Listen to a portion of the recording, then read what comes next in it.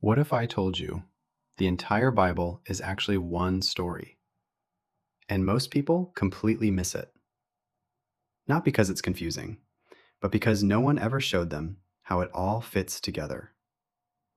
You've heard the pieces: Adam and Eve, Noah, Moses, David, Jesus.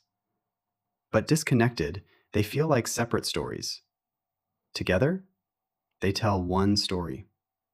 A story about creation, a rebellion, a promise, and a rescue that changes everything.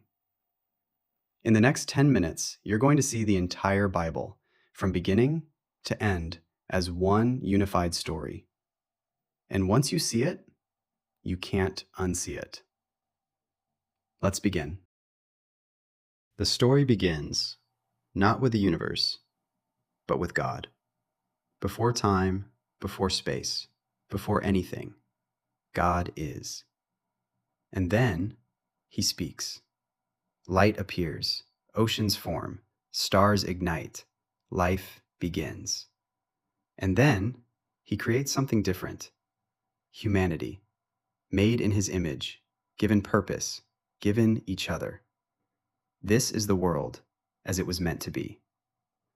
But then something goes wrong. A choice is made, a boundary is crossed. Humanity decides to define good and evil on its own terms. This is the fall. And everything that follows, flows from this moment. Shame enters, death enters, separation begins. The relationship between God and humanity is broken. But the story doesn't end there. God doesn't abandon his creation. Instead, he makes a promise. To one man, Abraham, an old man, no children, no legacy. And God says, leave everything. Go to a land I will show you. I will make you into a great nation, and through you, all the families of the earth will be blessed. That promise becomes the thread that holds the entire Bible together. Abraham goes.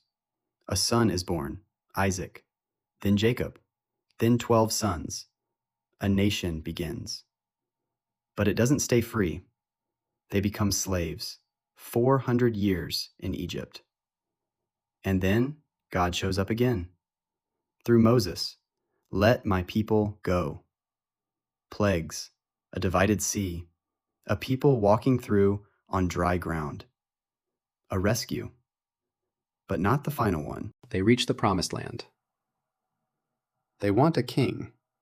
First, Saul. He fails. Then David, a shepherd who becomes a king. Flawed, broken, but always returning to God. And God makes another promise. Your throne will last forever. A king is coming from your line who will reign forever. Solomon builds the temple, magnificent, glorious.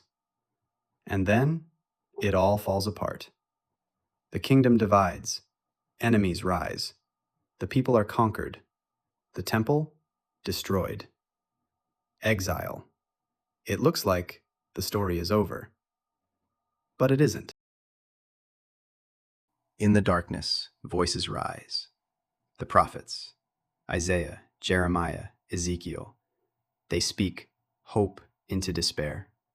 God has not forgotten. And they begin to describe someone coming, a child, a king, a servant, wounded, rejected, pierced, and somehow, through his suffering, healing would come.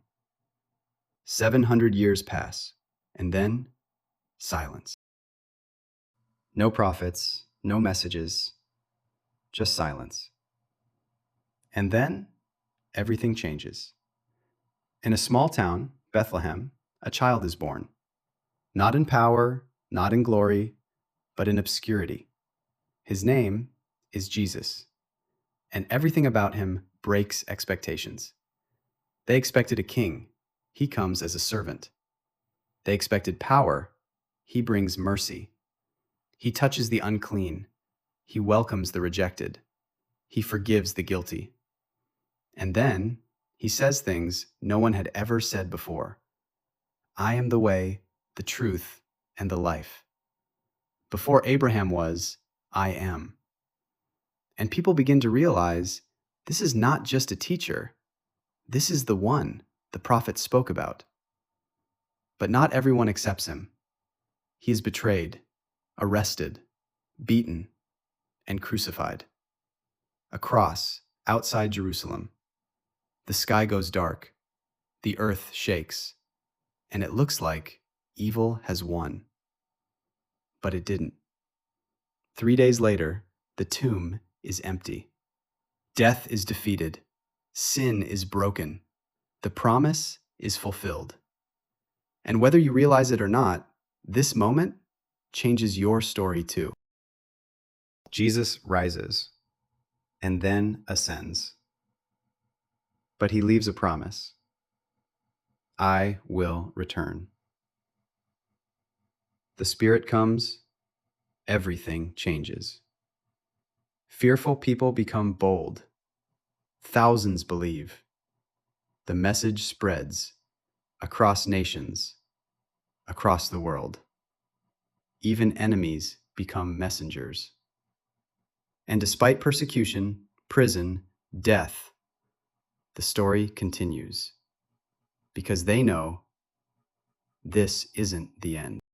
The final pages of the Bible point forward, not to an ending, but to a restoration, a new heaven, a new earth, no more death, no more pain, no more separation.